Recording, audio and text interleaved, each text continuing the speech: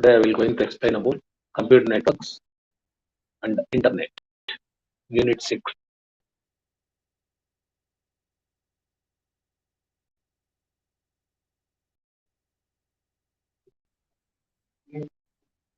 Characteristics of data communication system. In data communication, first one is delivery. The system must deliver data to the correct destination. Data must be received by the intended device or user, and only by that device or the user. This is about delivery. Second one, accuracy. The system must deliver data accurately. Data that have been altered in transmission and left uncorrected or unusable. Accuracy, that it will going to deliver, it should be accurate. Timeliness, the system must deliver data in a timely manner.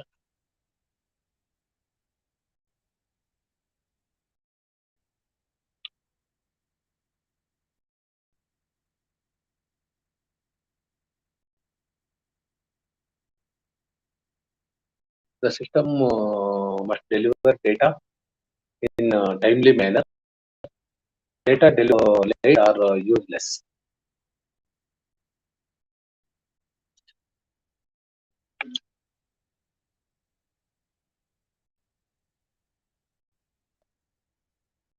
In the case of video, audio, timely delivery means delivering data as they are produced, how they are, in the same order that they are produced, and without significant delay. This kind of delivery is called real-time transmission. We'll call it as real-time transmission. Jitter. Jitter also one characteristic of data communication. Jitter refers to the variation in the packet arrival time. It is the uneven delay in the delivery of audio or video packets. For example, let us assume that video packets are sent every 3D ms. If some of the packets arrive with 3D ms delay and other with 4D ms delay, an uneven quality in the video will be reached.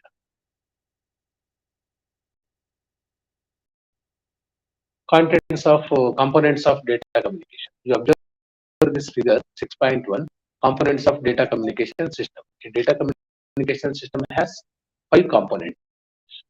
See the figure. Data flow, communication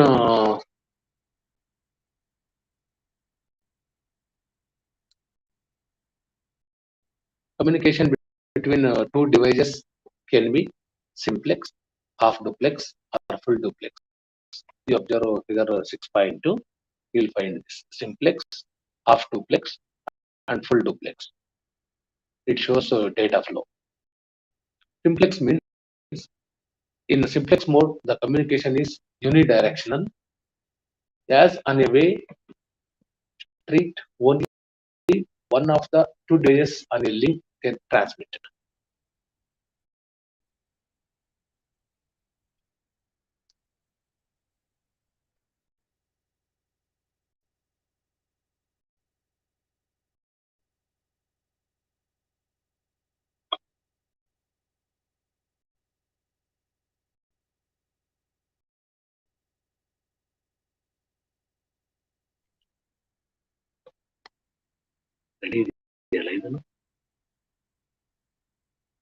In half duplex mode, each station can both transmit and receive, but not at the same time. When one device is sending, the other device can only receive, and vice versa. The half duplex mode is like a one lane road with the traffic, allowed in both the directions. When cars are traveling in one direction, cars are going the other way, must wait. In a half duplex transmission, the entire capacity of a channel is taken taken over by whichever of the two devices is transmitting the type. Walkie-talkies and CB, that is citizen band radios, are both half duplex systems. These both are examples for the half duplex system. The half duplex mode is used in cases where there is no need for communication in both directions at the same time. The entire capacity of channel can be utilized for each direction. Full duplex. In full duplex mode, we will also call it as a duplex mode. Both stations can transmit and receive simultaneously. The full duplex mode is like a two-way street with the traffic flowing in both the directions, in two directions at the same time. In full duplex mode, signals going in one direction share the capacity of the link. Signals going in other direction, this sharing can occur in two ways. Either the link must contain two physically separate transmission paths, one for sending and another for receiving, or the capacity of the channel is divided between signals traveling in both directions. One common example of full duplex communication is the telephone network. So in this telephone network, when two people are communicating via telephone line, both can talk and listen at the same time.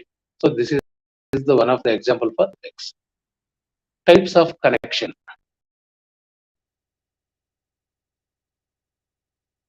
A network is two or more devices connected through links. A link is a communications pathway that transfers data from one device to the another device. For visualization purposes, it is simplest to imagine any link as a line drawn between 2 points.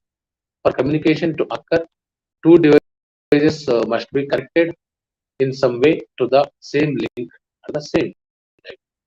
There are two possible types of connections: point to point and multi-point. Now we'll see about point to point. A point to connection provides a dedicated link between two devices. The entire capacity of the link is reserved for transmission between those two devices. Most point-to-point connections use an actual length of wire or cable to connect the two ends, but other options such as microwave or satellite links are also possible. When you change television channels by infrared remote control, you are establishing a point-to-point connection between the remote control and the television's control system. If you take multi-point we can also call it as multi-drop connection. This is one in which more than two specific devices they link.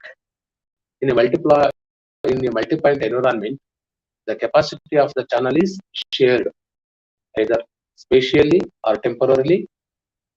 If several devices can use the link simultaneously, it is a spatially shared connection. If users must take turns, it is a time shared connection.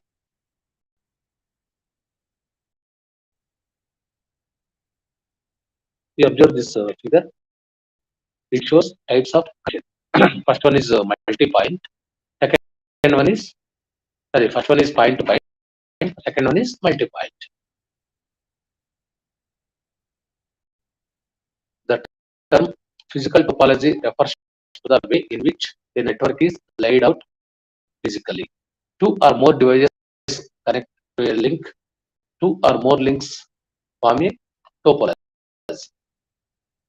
We observe this figure. 6.4 shows types of topology.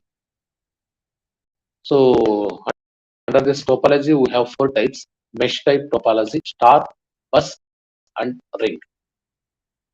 Mesh topology. In a mesh topology, every device has a dedicated point-to-point link to every other device.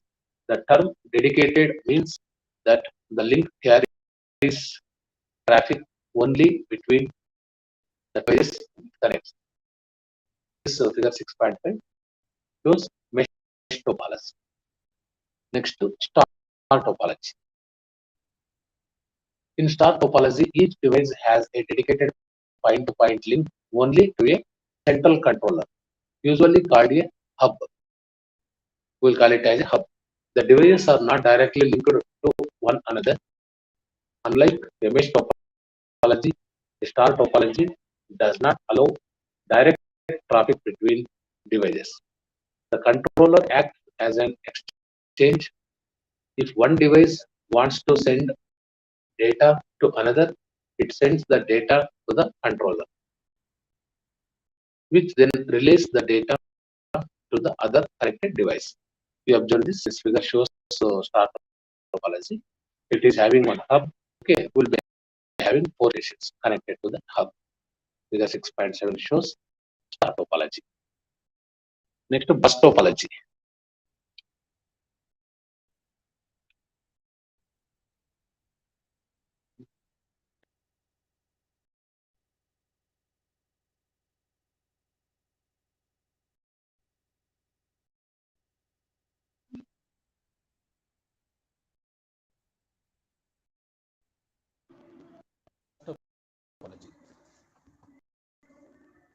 The preceding examples all describes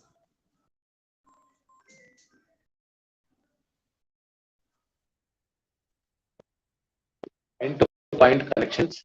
A bus topology, on the other hand, is multi-point. One long cable acts as a backbone to link all the devices in a network. You observe this figure 6.7 shows bus topology.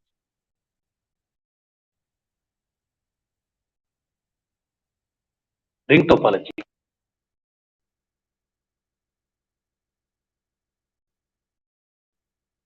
In ring topology, each device has a dedicated point-to-point connection with only the two devices on either side of it.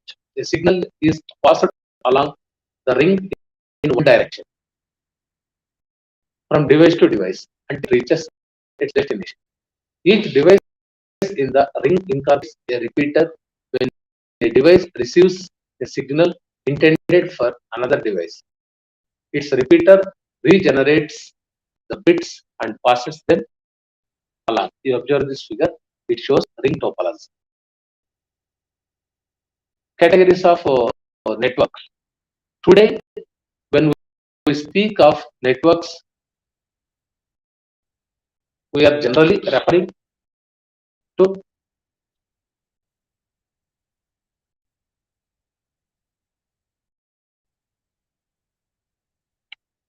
Today, when we speak of networks, we are generally referring to the two primary categories. One is LAN, another is WAN, local area network and wide area network.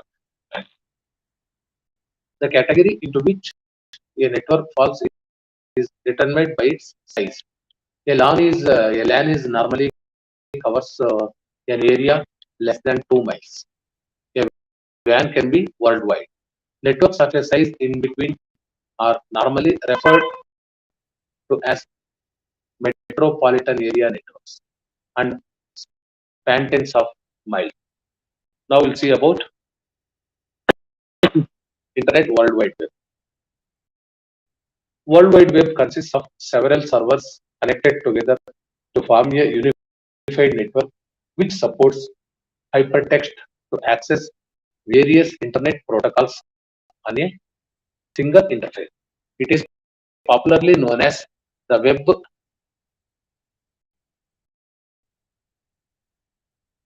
It is popularly known as web or WWW. The web operation utilizes hypertext as a primary means of accessing information. Hypertext is a document that holds information are selected by the user, and these are known as links. Web page. Web page is the basic unit of information available on the web. The World Wide Web consists of files known as pages or web pages containing information and links to resources throughout the internet. A website is a set of intimately connected web pages which are interlinked by logical pointers called hyperlinks. This is about web page. So web page is the base unit of information available on the web. Web browser. A web browser, or in short, a browser is an application program that makes the content on the internet available and viewable. It interprets the HTML code embedded within the web page and converts the data of the internet in the graphical interface that one sees on a website, and displays and plays all elements such as pages, sounds, motion, and other features of a website at their designated positions. Web browsers provide the way to send request on a web page by specifying its internet address that is processed by the corresponding web server.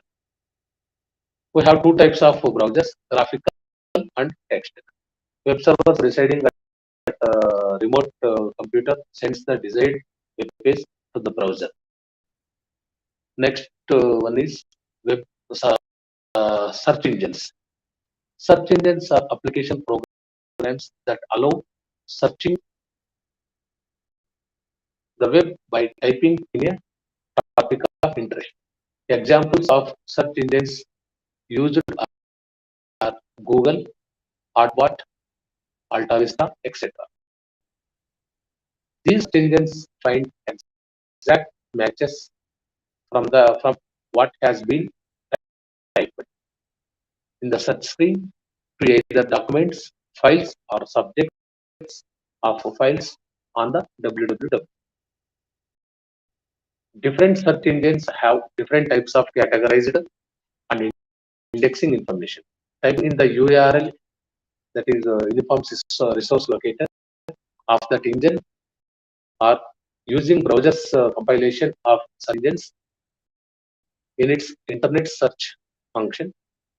Access search engine. This is about search engine. And we have some applications of internet. First one, communication. Communication has always been the primary target of the internet. However, continuous innovations are making it faster and more reliable. With the advent of the internet, the earth has been transformed into a global village. Information, the biggest advantage the internet offers is probably information. It is a virtual treasure trove of information. Any kind of information on any topic is available on the internet. Next, entertainment. Many people prefer to surf the internet in search of environment. In fact, the internet has become quite successful in providing multi-faced environment entertainment options. Some of the uses people have discovered are downloading games, visiting chatting rooms, or just surfing the web. There are lots of games that may be downloaded from the internet for free. The online gaming industry has tasted a dramatic success due to the phenomenal interest shown by the game lovers. Chat rooms are popular because users can meet new and interesting people, news, music, hobbies, and many more areas of interest can be found and shared on the internet. Apart from these, there are plenty of messenger services to facilitate this. Services, many services are now provided on the internet, as job seeking, guidance services, and a variety of topics, online banking, online share trading, purchasing tickets for movies, and hotel reservations. Some of these services may not be available offline and can cost less if purchased online. Now we'll see about hazards of internet. Despite the numerous advantages of internet, it also endures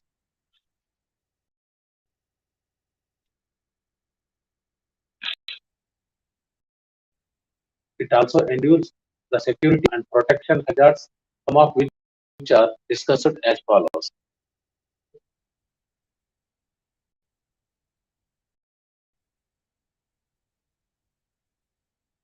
Virus. Virus is a piece of code on which execution disrupts the normal functioning of the computer system. Computers attached to the internet are more susceptible to virus attacks, which can end up with mischievous behavior or crashing the system. Hackers utilize the type of virus called Trojans to gain access to the computer to intercept personal or information, such as passwords, credit card number, thereby invading users' privacy or use the intended victim's computer for their purpose.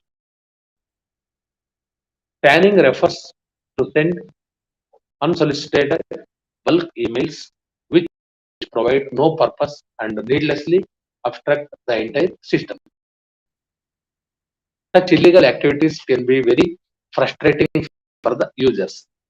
And so instead of just ignoring them, they should make an effort to try and stop these activities so that using the internet become much safer. Internet addiction is another important menace to the society. The internet has established its potential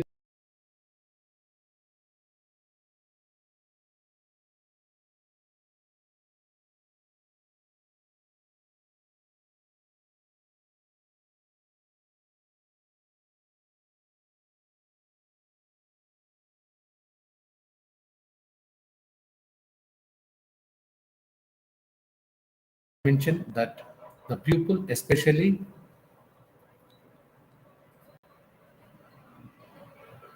students, get addicted to surfing the internet.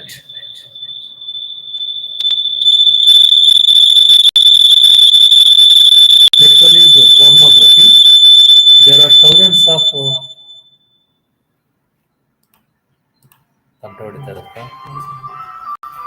pornography. There are thousands of pornographic sites on the internet that can be easily accessed. Hence, children should use the internet with parental supervision and advice. So this is about hazards of internet. Now we'll see about unit 7 and 8. Okay.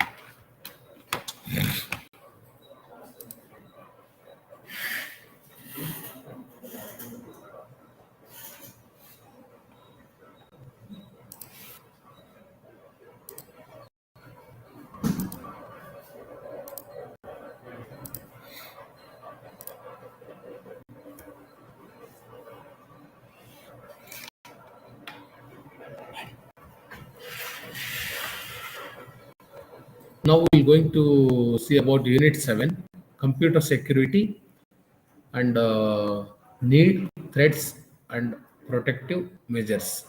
How to remove the viruses and how to keep our systems so safe. Computer security is the protection of computing systems and the data so that they store or access. It is also known as cyber security or IT security. It is information security as applied to computers and computer networks where information security is the practice of defending information from unauthorized access, use, disclosure, disruption, modification, pursual, inspection, recording, or destruction. The field covers all the processes and mechanisms by which computer-based equipment, information, and services are protected from unintended or unauthorized access. Change or destruction computer security also includes protection from unplanned events and natural disasters. Threats for computer security. Threat is anything that can cause harm.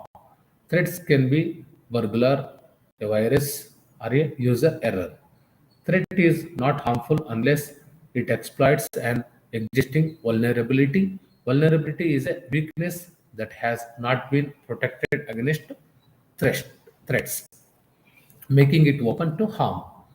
In computer security, a threat is a possible danger that might exploit a vulnerability to breach the security and thus cause possible harm.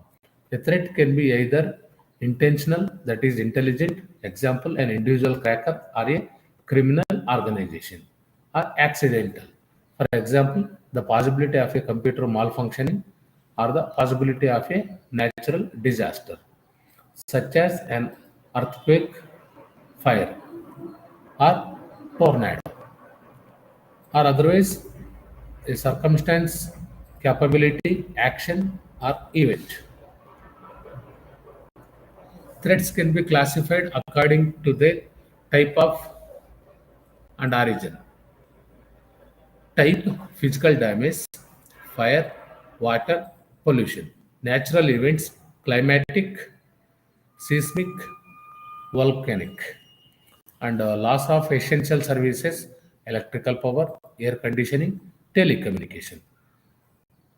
Compromise of information, use dropping, theft of media, retrieval of discarded materials. Technical failures, equipment, software, capacity saturation.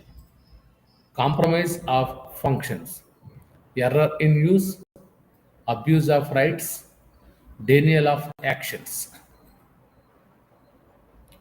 Origin, deliberate, aiming at information asset, spying, illegal processing of data. Accidental, equipment failure, software failure.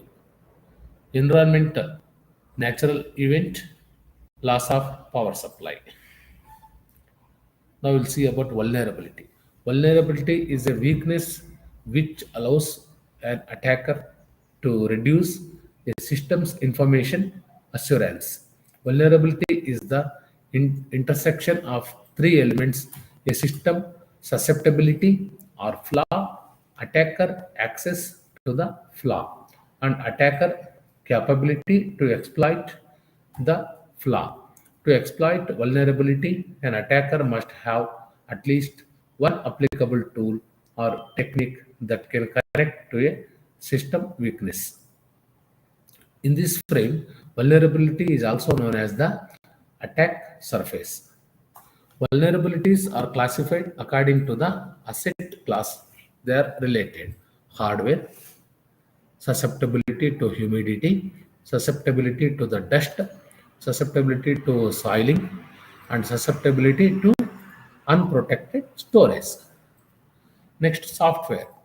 Insufficient testing, lack of audit trial, network, unprotected communication lines, insecure network architecture, personnel, inadequate recruiting process, inadequate security awareness,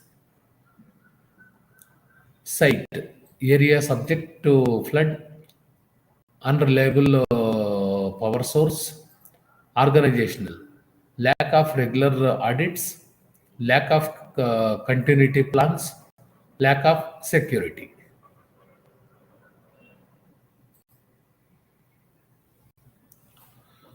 Next, countermeasure. A countermeasure is an action, device, procedure, or telephonic that reduces a threat, a vulnerability, or an attack by eliminating or preventing it. By minimizing the harm it can cause, or by discovering and reporting it so that corrective action can be taken. Protective measures. Data protection attempts to ensure the security of computer processed data from unauthorized access, from destructive user actions, and from computer failure. With increasing use of computer based information systems, there has been increasing concern for the protection of computer processed data. Data protection is nothing but closely allied with other functional areas. The design of data entry, data display, sequence control, user guidance, and data transmission functions can potentially affect the security of the data being processed. In many applications, however, questions of data protection require explicit consideration in their own right. The different types of protection can be protection from computer failure, protection from interference by other users, protection from interrupts, segregating real from simulated data, consistent procedures, appropriate ease or difficulty of user actions, control by explicit user action, user review and editing of entries, disabling unneeded controls, protecting physical controls, safe defaults, safe response to the random inputs, explicit action to select destructive modes, feedback from for mode selection, warning users of potential data loss, user confirmation of destructive actions.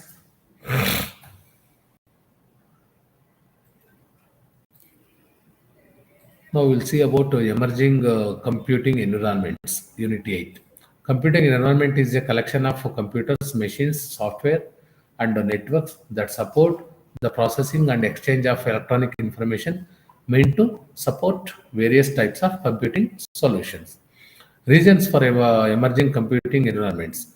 Computing infrastructure is expensive to buy, install, and continuously maintain. Infrastructure includes both hardware and software. Rapid obsolescence requires organizations to install new machines almost every 3 to 5 years. It is a continuing investment. Computing is a means to an end. Installing and maintaining computers is not a core activity of the most organizations. Sophisticated application software is a very expensive with complex listening rules. It is very desirable if organizations have assured access to whatever they need from a provider and pay only for what they use. Now, trends in technology. The latest trends in technology that have paved way in the emergence of new computing environments is computing speed double every 18 months, storage size doubling every 12 months, communication bandwidth doubling every 9 months, all at the constant cost.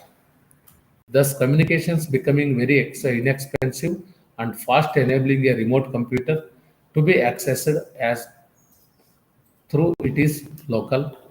Methods of secure data storage and communications improving rapidly when using the internet. Wide Wideband wireless communication at low cost, allowing mobile access from anywhere, anytime. Emergence of 3G service, remote application software sharing possible, Voice and video over internet will allow inexpensive access to consultants at the provider's premises. We will see types of emerging computing environments. Grid computing. Grid computing is an infrastructure that enables the integrated, collaborative use of high-end computers, databases, and scientific instruments owned and managed by multiple autonomous organizations, providing adequate quality of service (QoS). It involves interconnecting computing facilities of cooperating institutions to form a virtual organizations and optimizing use of resources scattered in several similar organizations. It allows access to experimental data stored in various locations and allows use of expensive scientific instruments by remote control, cooperative owning. The desktop machines remain it is now, but there is no concept of customer provider relationship and charging policies. Globus, a consortium of cooperating institutions, has evolved and tools to create global computer grids. The tools used are in open domain and are being continuously improved. Enterprise grid. It is the concept of forming a virtual computing facility using computing resources within a single enterprise and optimizing use of computing resources scattered in several locations, group of one enterprise. The databases are shared within an enterprise based on need to access rules, and there is a unified tree management. The cooperating vendors evolve standards to allow a variety of computers to work together. It borrows some software and standards for grid computing. In enterprise grids, there is no concept of inadequate providers managing services and several customers using it on pay for use basis. Cloud computing. Cloud computing is a system which delivers several hosted services over the internet. These are infrastructure as a service (IaaS), software as a service (SaaS), and platform as a service (PaaS). Here, the infrastructure is maintained by service providers and it can be accessed using browsers. The services offered are IaaS, SaaS, and PaaS. Amazon has a cloud that offers IaaS, QoS, SLA. Salesforce.com offers SaaS, and Google Cloud offers SaaS and PaaS. Computing utility. Computing utility are resources that consist of computer servers, storage servers, application servers established and maintained by several cooperating service providers. These host several expensive application and programs such as Nostron, CFD, VLSI design, that is very large scale integration design. They are networked together and made accessible to customers by providers. Features of emerging computing environments. Client access machines, good graphical user interface, audio, video, and graphics, no hard disk, thin client, especially designed access language. Broker machines accepts user requests, access resource manager, codes time and cost trade-offs. Resource manager has information on available resources, schedules jobs optimally. Access control and threat management provides security of users, programs, and data. Physical resources, infrastructure with compute servers, help desk, application servers, and storage servers. So these are all the features of emerging computing environments.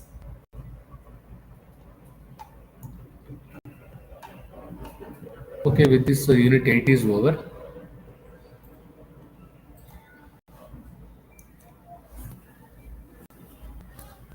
Okay, Chadans, thanking you.